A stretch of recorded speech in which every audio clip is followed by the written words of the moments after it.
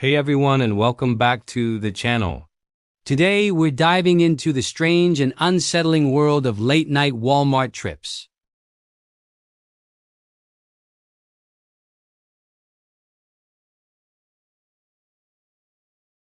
It's the perfect setting for some truly bizarre encounters.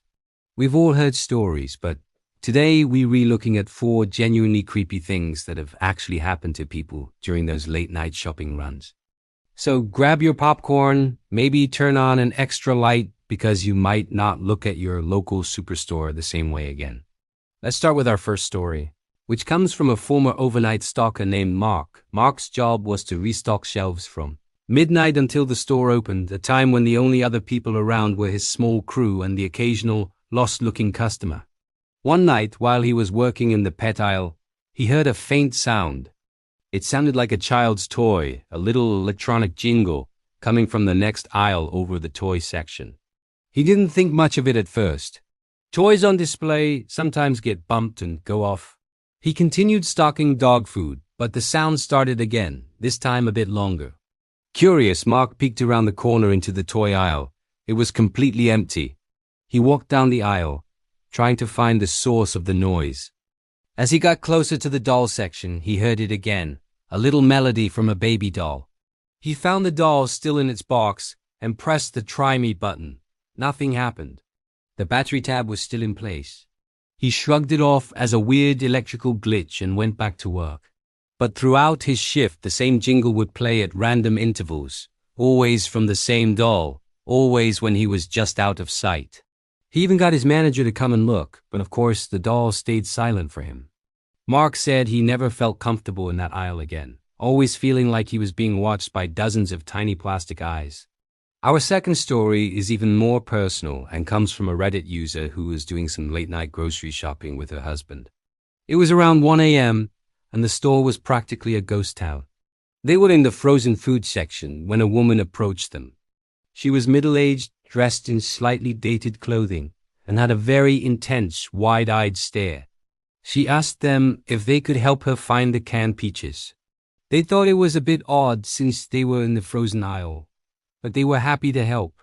They led her over to the canned goods section, which was on the other side of the store. The entire walk she didn't say a word, just followed a few steps behind them, her footsteps echoing in the quiet store. When they got to the right aisle and pointed out the peaches, she just stood there, staring at the cans. She didn't thank them or even acknowledge them. They said, "Here you go." And she just kept staring. Feeling a bit creeped out, they started to walk away. After they had gone about 20 feet, they both got a weird feeling and turned back. The aisle was empty. The woman was gone. There were no side aisles she could have quickly ducked into, and they didn't hear her walk away. It was as if she had vanished into thin air.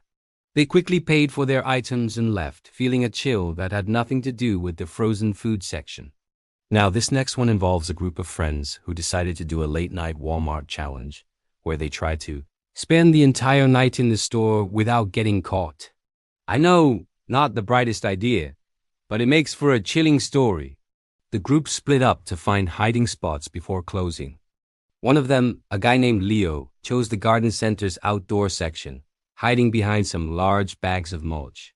He figured it was the perfect spot since employees rarely checked it thoroughly after close. For the first few hours, everything was quiet. Leo was getting bored, scrolling through his phone. Around 3 a.m., he heard the back gate of the garden center creak open. He froze, thinking it was a security guard. He peeked through a gap in the mulch bags and saw a tall, slender figure dressed entirely in black walk in. The figure wasn't an employee. It moved slowly, almost deliberately, walking up and down the aisles of plants. It wasn't stealing anything or vandalizing. It was just walking. The creepiest part?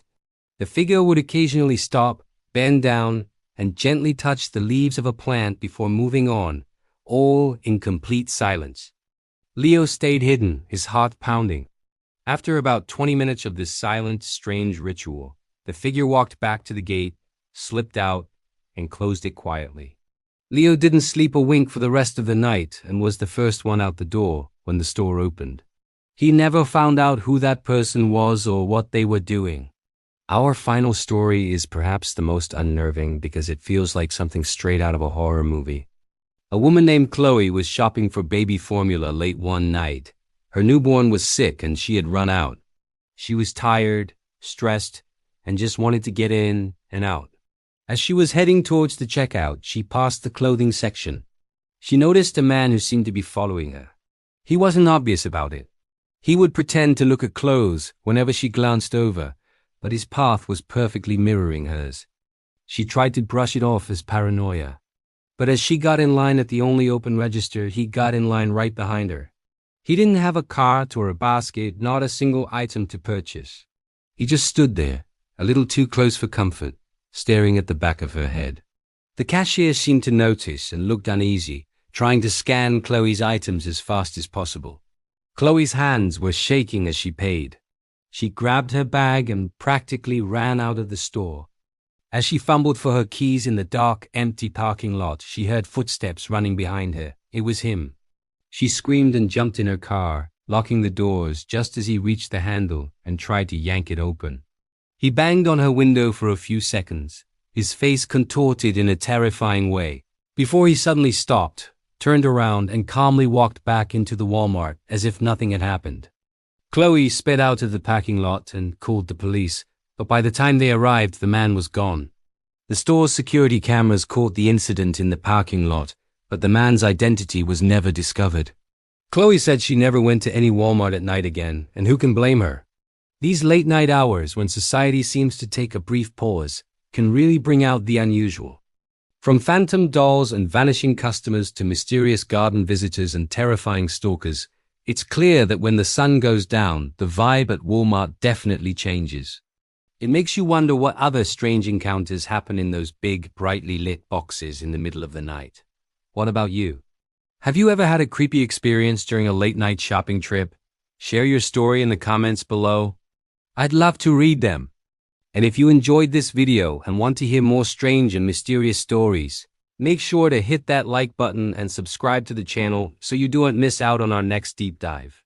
Thanks for watching, stay safe out there, and I'll see you in the next video.